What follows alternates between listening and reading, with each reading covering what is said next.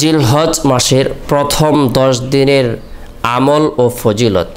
জিলহজ মাস অত্যন্ত বরকতপূর্ণ একটি মাস, ফজিলতপূর্ণ একটি মাস, মাহাত্ম্যপূর্ণ একটি মাস, তাৎপর্যপূর্ণ একটি মাস। এ মাস এমনই বরকতপূর্ণ একটি মাস। এ মাসে আমরা গুরুত্বপূর্ণ কিছু ইবাদত বন্দেগী করে থাকি। বিশেষ করে সামর্থ্যবান ব্যক্তিরা মক্কা মদিনায় গিয়ে আল্লাহ তাআলার দরবারে হাজিরা দিয়ে থাকে, হজ পালন করে থাকে। সামর্থ্যবান ব্যক্তিরা কুরবানির মতো গুরুত্বপূর্ণ ইবাদত বন্দেগী এই মাসে করে থাকে এবং কি অন্য অন্য ইবাদতগুলোও আমরা গুরুত্ব সহকারে করে থাকি। ঈদুল আজহা এ মাসেই অনুষ্ঠিত হয়। হজের পূর্বে থেকেই আমরা তালবিয়া পাঠ করতে থাকি, তাকবীরে তাশরিক পাঠ করতে থাকি।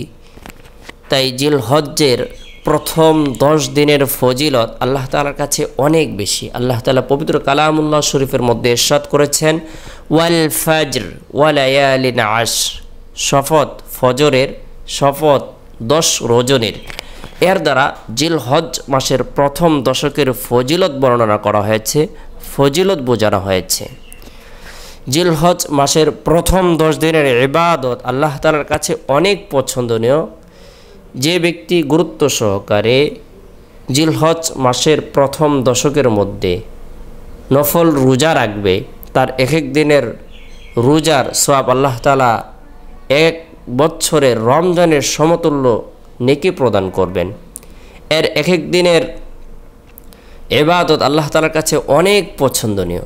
আরেক বর্ণনায় আসছে, যে ব্যক্তি জিলহজ মাসের প্রথম দশকে নফল রোজা রাখবে, একদিনের রোজার বরকতে আল্লাহ তাআলা তাকে 100 গোলাম আজাদ করার নেকি প্রদান করবেন, 100 উট কুরবানি করার নেকি প্রদান করবেন, 100 ঘোড়া জিহাদের জন্য দান করলে যে পরিমাণ নেকি হয় সেই পরিমাণ নেকি প্রদান করবেন। বিশেষ করে কোনো ব্যক্তি যদি তালবিয়ার দিন অর্থাৎ জিলহজ মাসের 8 তারিখে নফল রোজা রাখে, আল্লাহ তাআলা তাকে 1000 উট কুরবানি করার নেকি প্রদান করবেন, 1000 গোলাম আজাদ করার নেকি প্রদান করবেন, 1000 ঘোড়া জেহাদের জন্য দান করলে যে পরিমাণ নেকি হবে সেই পরিমাণ নেকি প্রদান করবেন। কোনো ব্যক্তি যদি জিলহজ মাসের 9 তারিখে আরাফার রোজা রাখে, আল্লাহ তাআলা তাকে 2000 গোলাম আজাদ করার নেকি প্রদান করবেন, 2000 উট কুরবানি করার নেকি প্রদান করবেন, 2000 ঘোড়া বাহন হিসেবে দান করার নেকি প্রদান করবেন। সুবহানাল্লাহ।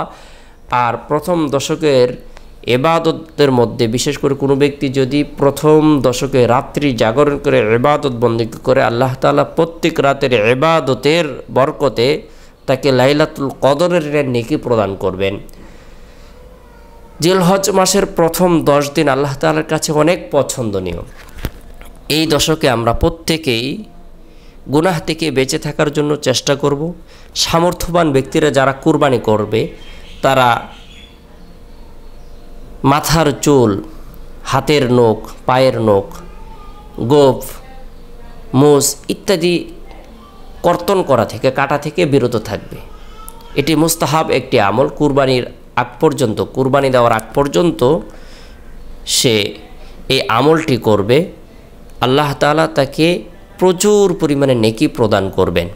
বিশেষ করে জিলহজ মাসের চাঁদ উদিত হওয়ার পর থেকে নিয়ে কুরবানি দেওয়া পর্যন্ত এই আমলটি যদি আমরা করি, আল্লাহ পাক রব্বুল আলামিন আপনাকে আমাকে এত অধিক কল্যাণ প্রদান করবেন যা আমাদের ধারণার বাইরে। সুবহানাল্লাহ।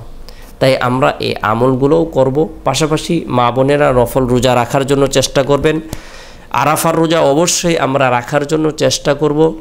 জিলহজ মাসের প্রথম দশকের ইবাদত বন্দেগীর মধ্যে থেকে আমরা নফল নামাজও পড়তে পারি, কোরআন তেলাওয়াতও করতে পারি। বিশেষ করে তাকবীরে তাশরিক বেশি বেশি করে পাঠ করব। আল্লাহু আকবার, আল্লাহু আকবার, লা ইলাহা ইল্লাল্লাহু আল্লাহু আকবার, আল্লাহু আকবার ওয়ালিল্লাহিল হামদ।